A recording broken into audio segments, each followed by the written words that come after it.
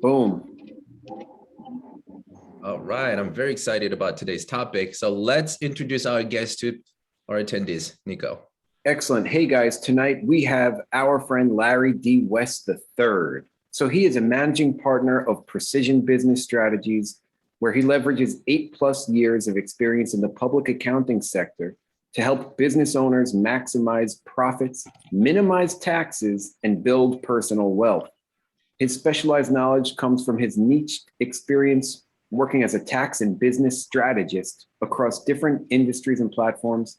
He strongly believes that the foundational understanding of entity structure, financial metrics, and tax strategy are critical to any organization's success. Together with the Precision Business Strategies team, Larry focuses on providing advanced creative strategies. Mr. Larry D. West III, welcome. Awesome. Thank you. I appreciate it. You made me sound a lot cooler than what I actually am. I doubt it, man. You're pretty cool. Oh, thank you. And good evening to everyone. Certainly appreciate y'all hanging out. It's what's today? Wednesday, and 7 o'clock Eastern time, 6 o'clock Central time, and y'all took time out y'all day to talk tax nerd stuff. So a special thank you to y'all on that one. As Nico mentioned, I've been in this space for almost 9 years. I've worked for traditional CPA firms. And as I started to build out Precision Business Strategies, our core focus has been more on the proactive planning side of tax as opposed to reactive. Because I think when you get into the groove of this, whether you're on the W-2 side, the business side, real estate investing, typically you start out, you get all your stuff, you go to your CPA, you say, here's what I did, tell me what the damage is. And they tell you all the things that you should have, would have, could have done. And we just kind of flip that concept on its head. We do more of the proactive planning. Let's sit down and talk about what you got going on right now. What strategies can we put in place to minimize that, not just this year, but in future years as well. And we just really started to build out our niche in the real estate space, which lends itself to multifamily syndications, funds, commercial real estate, but we branch into other areas as well. Short-term rentals, fix and flips, development, buy and hold, burst strategies. We do all of it because real estate is just one of those key areas where you get major tax advantages and amazing wealth building opportunities as well. So it's been a fun space to play in for us. So sorry, go ahead, Nico. You gonna say something? No problem. We can jump into questions, or you can. What I think would be nice if you would just kind of say, because the majority of us here are seeking to be either multifamily investors or are active currently as multifamily investors. So maybe give us some strategies to begin on what we can do now or today. Yeah, absolutely. And I like the multifamily space because it just takes it takes the basic ideas of real estate and just blows it up, 4, 5, 10x. So when you get into this space, the basic, the most essential thing that you can do, and this is what I talk about just across all industries, is really understand the entity structure. So when if you're going in on a smaller multifamily project yourself, or if you're partnering, or if you're doing full-on syndication, that entity structure is what's going to have the major tax implications. Now, we know how real estate works. It's cash flow positive. That cash flow comes through. It's treated as passive, and that's favorable. And then we have this massive concept of depreciation. And that depreciation basically offsets the income. When it kicks off a negative, it gives you a loss and some of those other things that we'll get into. But when you're on the multifamily side of things, that entity that you form is going to have major tax implications for 2 reasons. One, typically you're going to basically fall under either an LLC or a partnership structure. When we're talking about real estate and an asset like that, very rarely will you ever see it held inside of a corporation, that being a C Corp or an S Corp. If that's the type of structure that you're looking at or the type of deal you're walking into, you want to have a little bit of pause, because those structures are not typically favorable to the massive losses that real estate produce. When you look at a C Corp in particular, well, that money is just trapped. So that's one thing. But when you look at an S Corp, if your losses start to exceed a certain amount and it goes past your basis in the company, well, then you can't use those losses. And so they're of no use to you, and they're trapped inside of that company. So that LLC or partnership are typically going to be your best structures that you go into. When you're in a larger syndication, by default, all of those are usually going to be set up as partnerships anyway, and then you'd be tagged as either a limited partner or a general partner. But that's the first thing you want to understand when you get into the space. Entity structure has major tax implications. From there, especially if the purchase price of the building starts to grow, you want to become very familiar and comfortable with cost segregation studies. We're pretty solid on those. Is it worth going back to explain what those are, or we're pretty good on cost seg? Let's go through them. Okay, so typically when you get into real estate, doesn't matter what level, single family, multifamily, commercial, or excuse me, single family, multifamily, the IRS says, thank you for purchasing that building or property. We're going to let you take a depreciation deduction. It has to take the purchase price and divide it into 27 and a half chunks. So purchase price divided by 27 and a half, that's your depreciation for the year. The cost segregation study comes in and it says, hold on, wait. There are pieces of this building that will not last 27 and a half years. So we're going to segregate them out, hence the name. We're going to segregate the cost seg. We're going to segregate those pieces out and change their useful life. Instead of depreciating them over 27 and a half years, we'll depreciate them over 5, 7, 15 years. And when you do basic math, you take a number and you divide it by 27 and a half, you take that same number and divide it by 5, we know that 5 gives us a much larger piece of the pie. So already you get a huge opportunity when you do the cost seg study. Then you marry that with current accelerated depreciation laws that says if the useful life of this asset is less than 20 years, you can take the whole deduction right away in year one, what people call bonus depreciation. Now we've just taken a piece of that building, changed it from 27 and a half years down to 5, down to 1. So we could take a huge deduction right away in year one. And we're talking about time value of money here. Better to save $1 today in taxes as opposed to $1 tomorrow. So that cost segregation study could be the difference. If we just looked at a $500,000 property, typically that's going to be about an $18,000, $19,000 deduction every year. The cost segregation can kick that up to $70,000 or $80,000 easily, maybe even $100,000. That's the difference when you're that you see when you're using those studies. So those are going to be the two main things that you'll want to do initially. And then of course, beyond that, it's all about value add to the property so that you can increase the appreciation. And then the major play when you own that asset is you do the refi. And this is true at every level of real estate because the refinance, so you got the acquisition, you got the cost seg, so you got a huge wave of depreciation that basically offsets your cash flow. And then years later, when you do a refi, that's considered debt, not income. So all of that money comes to you tax-free without any type of additional planning that needs to happen in that stage. And so you can see why real estate is one of those cash flow positive kinds of assets with major tax benefits. And then of course, when you sell it at a highly appreciated value, then you've got a large capital gain. So you've recouped your money and can roll into the next asset. And we'll talk about exit strategies a little bit later, but that's kind of the basic foundation and what makes real estate valuable from a tax perspective. Awesome. There's a question in the chat. I have a million questions, but Bob, why don't you unmute yourself and ask your question?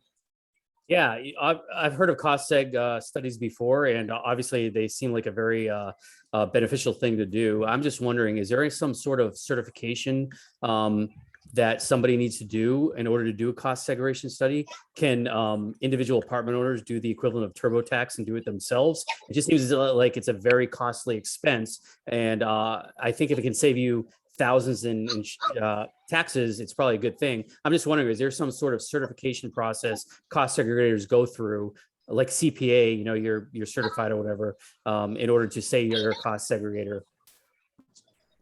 Yeah, great question. Short answer is no, right? You got a venture firms that may not have tons of experience.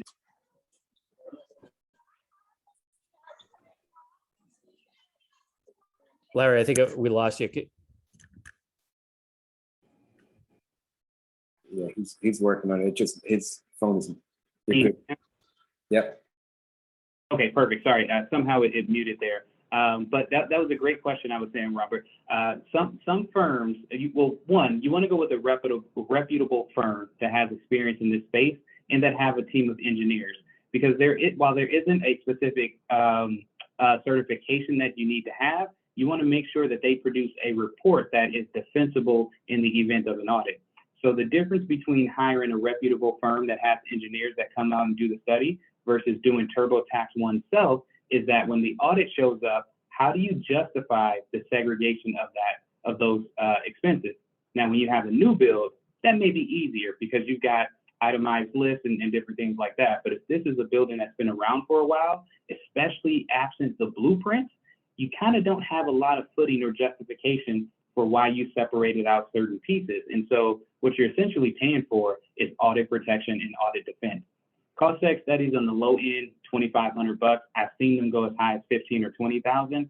Depends on the value of the building, but I look at it from pure ROI. We're all in the real estate space. If I spend 2,500 to get $40,000 of a deduction plus the audit protection that comes with it, that's a pretty solid ROI. So I'd say reputable firms are going to be the best bet as opposed to trying to do it oneself. Thank you, Larry. Jason, you have a question. You can unmute yourself and speak up. Yeah, hi. So my question was, a lot of value add stabilization plays like have trouble with cash flow for the first few years because you just spend a lot on CapEx. Is cost seg a common way that you can offset that so that you reduce those taxes and increase cash flow on paper? Well, if they have problems with cash flow, the cost seg doesn't necessarily increase the tax benefit because if they're spending a lot on the capital expenditures, that's money going out the door anyway. The cost seg basically helps accelerate that depreciation. So there may be some small benefits. When you're going through that stabilization process, or actually, I should say initially in the underwriting process, that's where you're going to really vet the deal to make sure that those first couple of years, you've got some solid footing so that cash flow doesn't become a major issue. And then you want to be very strategic about the CapEx expenditures that you take on. Some folks will go in and they just want to redo everything because they think it's going to just kick the value up and the returns are going to be amazing. A lot of the fund managers that I work with are very, very meticulous. They walk every single unit before they make the acquisition to determine what those expenditures are going to be.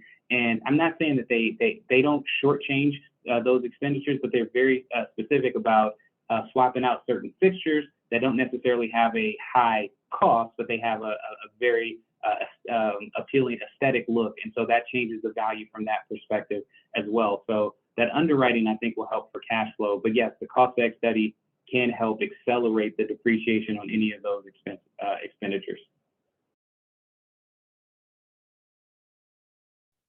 Thank you. Thank you, Larry. Jay, so you have a question. You can unmute yourself and speak up. Sure. Thank you, Joseph, and thank you, Nico and Larry. This is great. Tax is always an exciting topic. Have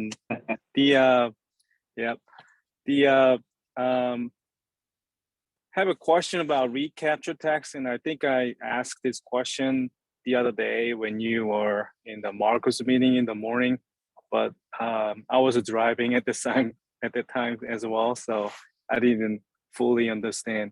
So my question is, when investor has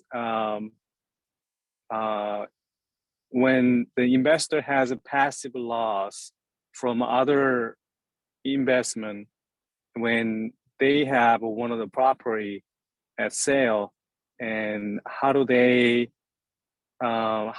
passive loss from that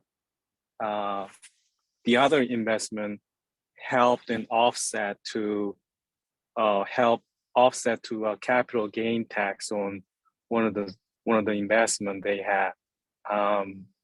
I know it's not easy to go through it because it's all depends on personal federal income tax bracket, and all the situation are different. But if you can go over the general idea, that I'll be appreciated. Yeah, absolutely. So when you have real estate and you have these passive losses, but at some point you're going to exit a property or a couple of properties in a given year, Jay, your question is basically, can those passive losses help offset the capital gain from selling that property or those properties, right? That's what you're getting at? Yes, at the same time, maybe same calendar year. Okay, perfect. Yeah. So a couple of things come into play there. One, if your income is high, and by high income, if you're single, that means more than 100,000, or more than 100,000. If you're married, more than 150,000. Then, when you have losses from real estate and they're passive losses, the IRS doesn't allow you to use them to offset your active income. So those become what we call suspended losses. They're just in the box, locked away until you either have passive income or you have an event like Jay is mentioning here. So assuming you've got these passive losses built up that you haven't used, and then you have a sale of that property, yes, those losses are now unlocked and they help offset the gain that comes from the sale of that property. Depending on how massive those losses are, it could absorb just a small portion. It could absorb the majority of it. Just depends on how long you've been accumulating those losses over the years. And when you grouped all of those together, you can exit one or two properties and use those passive losses to offset the gain from those properties. Now, in most cases, again, if you haven't accumulated a lot, it only offsets a small amount. When that offset happens, there's still going to be a portion of capital gain left over. That capital gain is then treated one of two ways.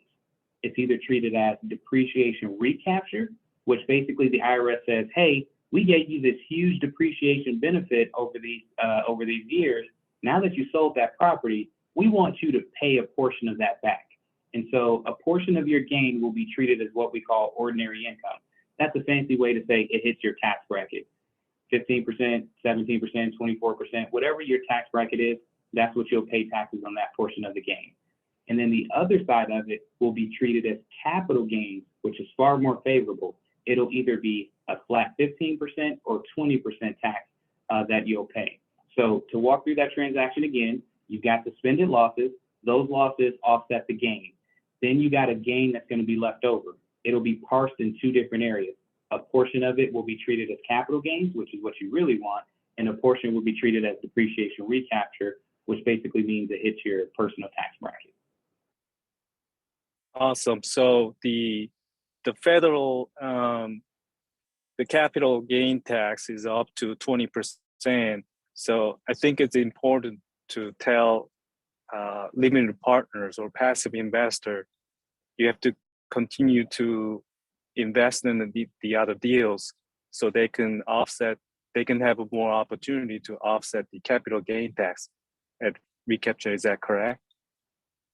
Yes, that's correct. So that's one of the ways when the exit happens for you to help offset that capital gain is to reinvest and have larger waves of cost segregation, depreciation, to have that come through to help absorb and offset the capital gain.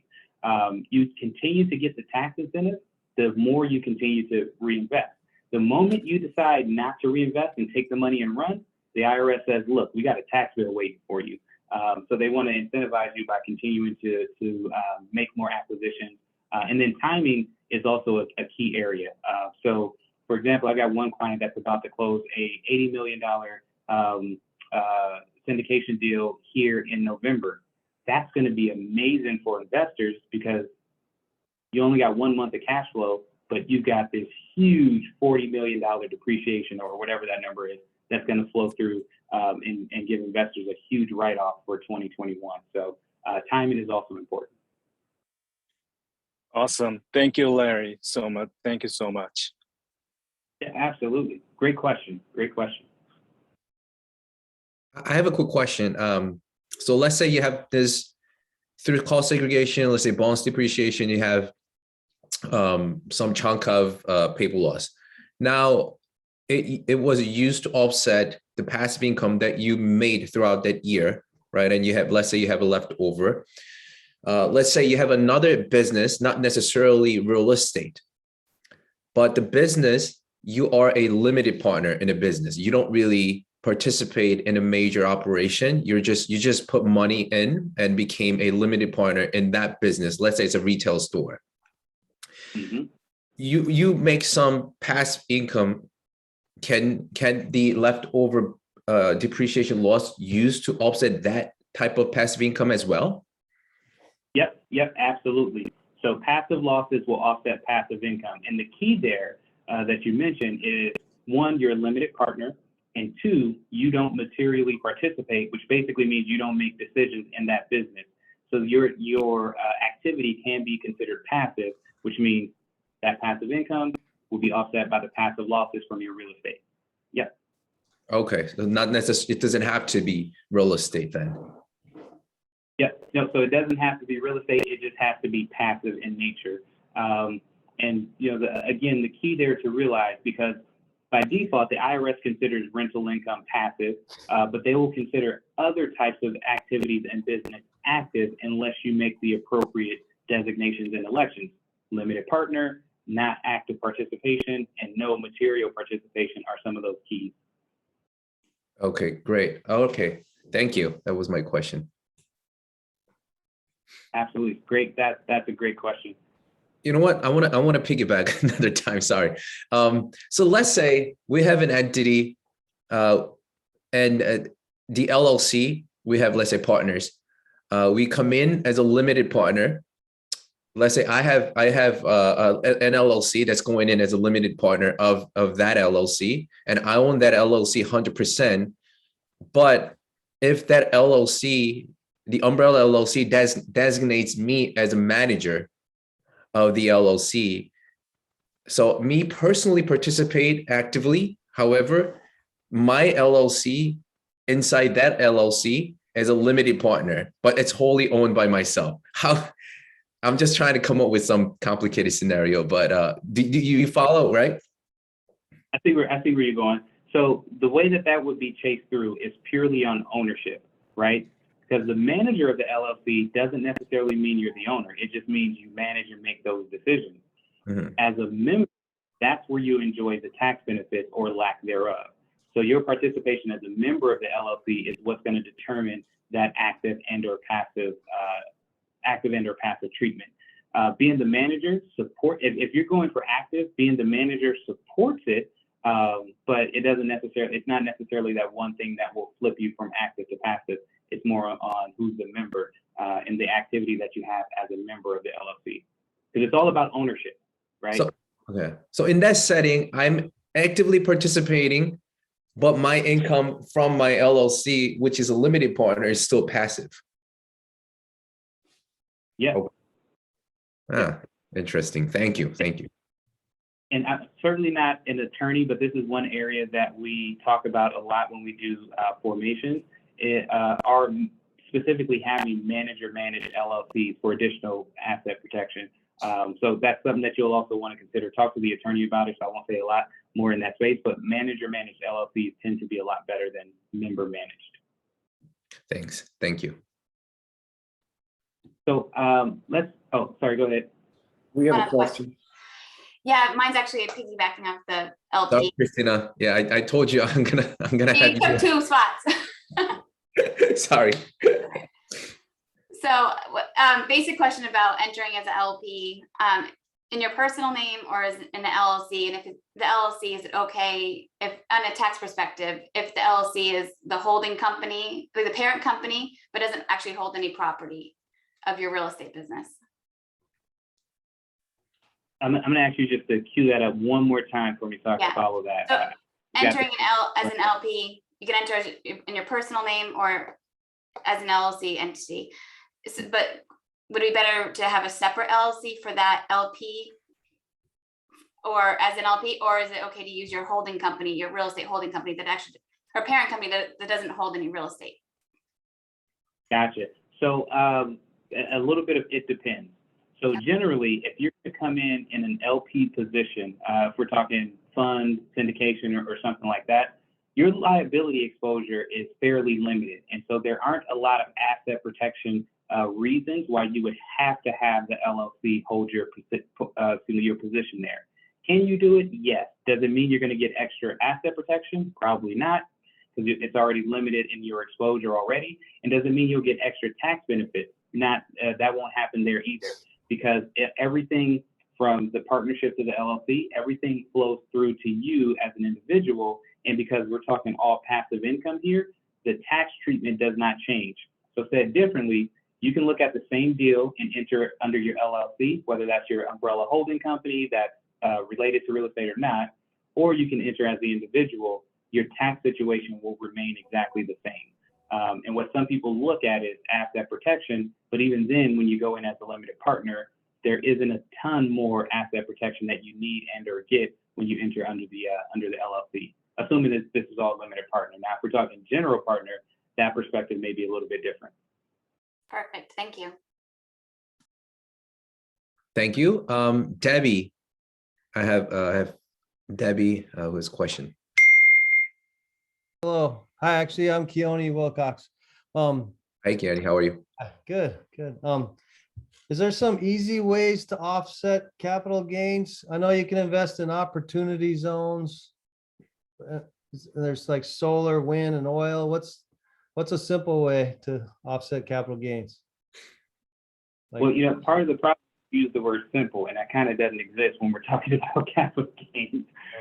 So besides the opportunity zone, and we'll talk about that in a moment, what you're essentially doing is deferring this capital gains tax, and which is basically kicking the can down the line. And they don't necessarily make it a simple process. There are different vehicles, and I'll talk about those in a minute. But that's the important thing to note is that at some point, the tax man comes knocking and that bill is due unless there's a continuation of planning and strategy. So what are some exit strategies to help defer and or offset capital gain? You mentioned the opportunity zone. That's one. I have a love-hate relationship with opportunity zones because from a tax perspective, they sound phenomenal and amazing. You got a capital gain, you put that capital gain in the opportunity fund. If that opportunity, and when you do that, you basically defer capital gains tax for right now up to 5 years. It used to be 7, but given time, and it's up to 5 years. At that 5-year mark, the tax man comes knocking and says, hey, that property you sold 5 years ago, it's time to pay the tax. Albeit you only have to pay a small percentage, or excuse me, you get a discount, you only have to pay 90% of the tax, but it's still time to pay the tax. The difference that people tend to forget about is the new investment is the item that you can exit tax-free, not the old one. So at some point, you got to pay the old tax. But then if you hold that new investment for 10 years or longer, which is a long hold period when we're talking about investing, then you can exit that property with no capital gains tax, no depreciation recapture. You walk away from that thing full and free. But again, 10-year hold period, that's pretty long when we're normally doing about 5 to 7. And then those investments in the opportunity zone space, they have to make sense from a pure investor perspective, not just the tax side of things. So that's kind of my love for option zone. The other, 1031 exchange. Now, in this recent proposal that came out from President Biden, I know early on they were talking about getting rid of it. It is absent from the recent proposal, so it sounds like it's going to be business as usual with 1031s, and we'll be able to continue them. When you closely hold the property yourself, you and a couple of partners, you can make those decisions fairly easy. When it's a larger fund under syndication, usually the sponsors or the fund managers are going to make that decision, but all the investors need to be on board with it because it's basically saying, hey, we're not going to get the large payout. We're going to reinvest all of those proceeds into a whole new property. So op zones, 1031s are great. Other strategies that you start to look, I'm sorry, go ahead. There was a question? 1031s are only good on investment properties, right? You can't. Only good on investment properties, not personal property. You know, they used to allow us to 1031 businesses as well, but they got rid of that in 2017, 2018. Oh, okay. What else would you recommend? Yep. So if the capital gain is larger, so if it's a smaller capital gain, those two strategies that I talked about are going to be key: opportunity zone, 1031, or buy a new property, run the cost segregation study, get the huge bonus depreciation. If we're going to talk about larger exits that have pretty sizable capital gains, because these do happen, then we start to look at either deferred sales trust, charitable trust, or some other type of advanced planning that will absorb that capital gain. And I like those trusts because one, depending on which one we use, and I'll talk about the charitable one as one of my favorites, it creates a cycle of money as well, an investment strategy, not just to defer the capital gain. So those are going to be the two sides of the coin. And where does that breaking point happen? Like what's considered a big gain versus a small one? For us, we kind of draw that line at about $100,000 and above. That's the more advanced planning, larger, robust trust, and different things like that. capital gains below 100,000, then we do 1031s, buy new properties, or opportunity loans. Okay. Charitable trust. All right. Yeah. The charitable trusts are really, really valuable when you have large events. And I'll talk about two of them really quick, give you a 50,000 foot view. One is called a charitable remainder trust. Sure, what happens there is you've got a highly appreciated asset, or you just got cash, one of the two. But you take that and you put it into the trust. You then, because it's going into a charitable trust, you get an itemized tax deduction based on the future value of that asset. So if we're talking about cash, we know future value of that cash, when we present value that back, it's going to be worth less. 100,000 goes in, you probably get about an $85,000 tax deduction, just as an example. But that 100,000 that sits inside of the trust creates an annuitized payment somewhere around 6 to 8% that comes to a beneficiary. So 100 went in, you got an $85,000 tax deduction, but either yourself or somebody you designate as a beneficiary gets a 6% annuitized payment for the rest of their life. So at some point, you start to exceed the 100,000 that you put in.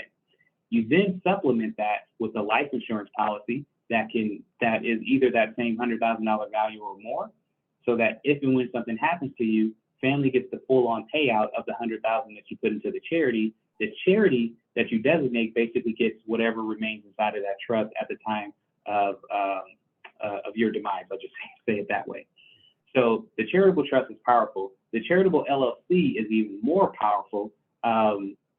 And I'll talk about that in a moment, but I want to yield and see if there are any questions from what we just mentioned. Wow. Okay, that's good information. Thank you. Larry, I just tried to summarize this real quick here, but so this is actually a situation that I'm facing with some partners. Properties purchased around Q4 this year. There's a significant heavy lift on this. So there's going to be a lot of upgrades. We're going to do a cost seg and a bonus depreciation. Anything that we don't spend in the CapEx budget that would qualify for a cost seg and bonus depreciation, do we lose the ability to capture that in year 2 as a bonus if it rolls into year 2 when we spend it? Nope, you don't. So what's going to happen in year 2 when you start to spend, you want to be very, very in tune with your accountant to make sure they categorize those expenses in the proper useful life. Because those are new expenses, it's a lot easier to do that. So, if these are permanent fixtures to the building, or they greatly enhance the value of the building, those things will have the 27.5-year life. But if we're talking about things that can be classified as repairs and maintenance or minor upgrades, those could possibly just be considered 5-year or 7-year depreciable items, and then you get the full bonus depreciation still. So they would just roll into the normal cycle of the improvements then? Yep. Okay. Yep. All right. Appreciate it. Hey, Larry, Yusuf just wanted me to unmute and just ask this question after Chad. It kind of a basic question, but if we sell a single family home or a single family condo and we have profits from that, can we roll that into a multifamily property? Does the IRS consider those different types of assets and it's a no do situation? Or can we take that capital gains and roll them into a multifamily property somehow and keep that compartmentalized over time?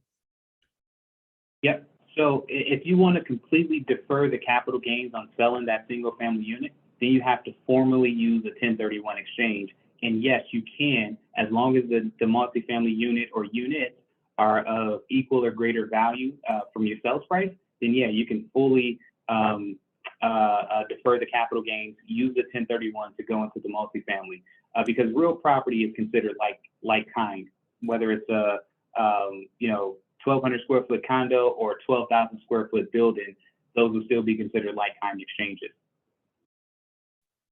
Yeah, great. Thanks.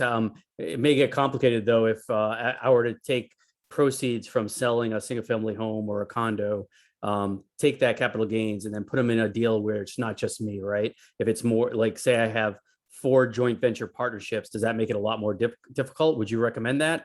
Is it still workable?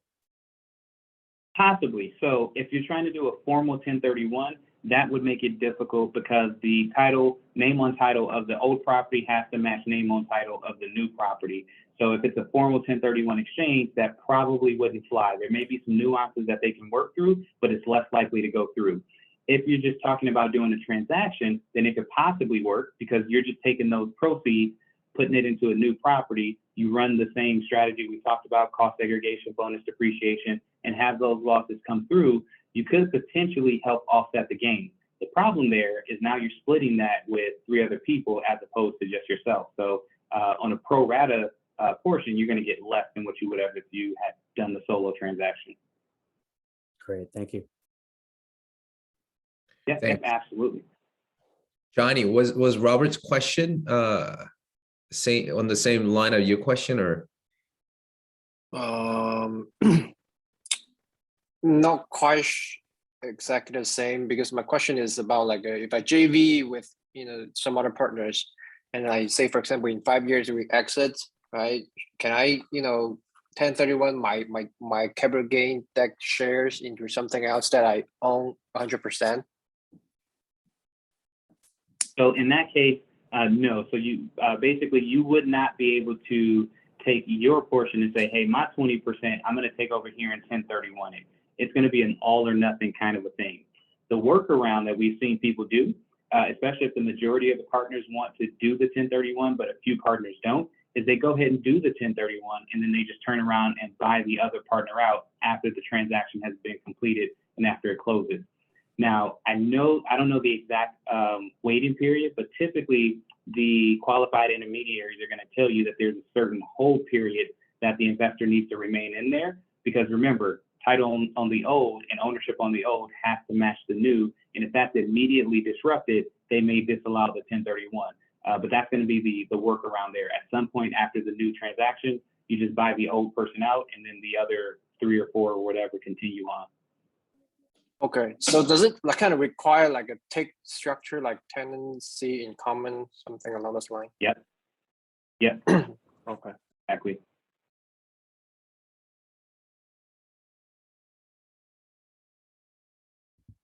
Okay. Other questions do we? Yeah, I think these questions are great. Like I was learning a lot.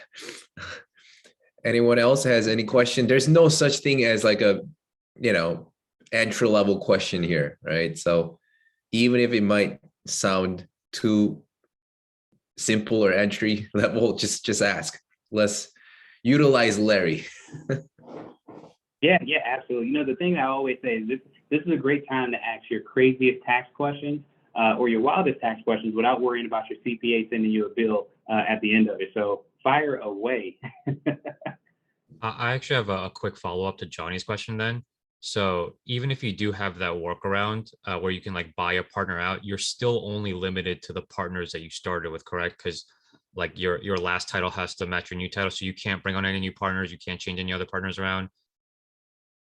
So it gets hairy when you try to change the ownership. So the partners exiting tend to be a little bit more acceptable, but the partners coming in, disrupts that apple cart a little bit more. And I don't know the exact time frame. The qualified intermediaries would know, but there's going to be a hold period. You may be able to bring a new person in, but then we're going to have some type of weird calculation with basis and making sure that that's tracked appropriately, because their basis is not going to match the old partners as well as the remaining partners also. So 9 times out of 10, it's likely a no, but there are some small workarounds where that could be possible.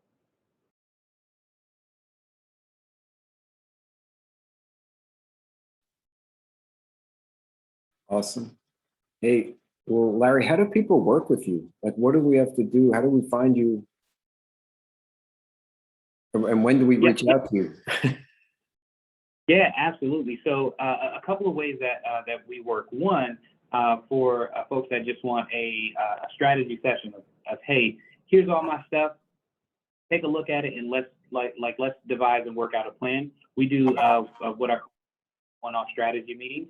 And those are really just tax planning meetings. We can do those quarterly or one time a year. But then we also have a recurring model where if folks want to have access to ongoing tax strategy and tax planning, it's more like a monthly style retainer where it's a flat fee and you've got unlimited access to our team. We meet once a month to discuss the performance of your business and or properties, give you the tax planning tools that you need to make sure everything is efficient for the year. And it really becomes valuable, especially if you're planning an exit, because we can walk through the proper transactions before the exit even happens so that we can minimize those capital gains taxes for you.